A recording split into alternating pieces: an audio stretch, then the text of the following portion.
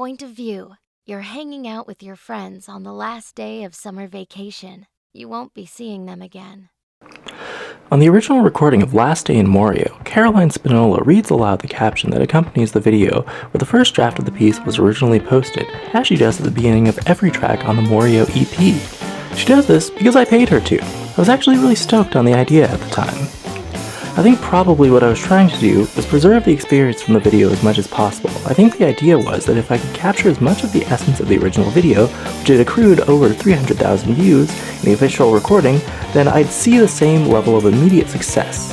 I think a lot of the work I put out between 2020 and 2022 was primarily about trying to translate success on social media platforms to success on music streaming platforms.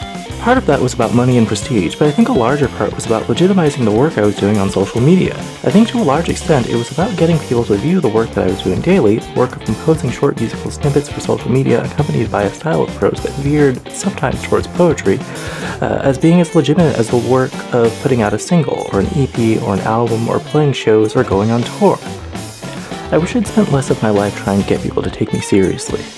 For those of you who don't know, Morioh is the setting of JoJo's Bizarre Adventure Part 4, Diamond is Unbreakable. It's a fictional small town based off of the small town that Hirohiko Araki grew up in.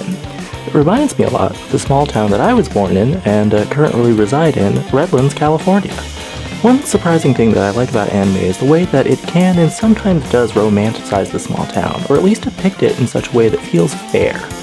The small town gets a lot of grief. More often than not, it's depicted as a kind of trap, a cage where nothing good ever happens, where growth is impossible and where potential is squandered.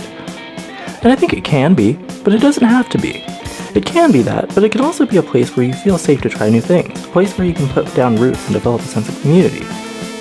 But it can also be a place where you burn bridges and struggle to escape your baggage. It's complex in the same way that family and identities are complex. The thing I've realized, I think as a function of getting older, is that whether you want to or not, whether you intend to or not, you will leave your small town eventually. Either you'll go somewhere else, or you'll watch where you are slowly become somewhere else. Businesses close down, people leave, people change, people like you less, people reveal that they never liked you in the first place, fascism comes into vogue, etc., etc., etc. I think we all inherently understand that the concept of a small town is bittersweet. A small town, a home, is a place that nurtures you, a place that aids you in your development, but also a place that has to go away, just by virtue of what it is. There's a deep sadness there, and I think my hope at the time, creating this piece of music, was that somehow I'd be able to capture both that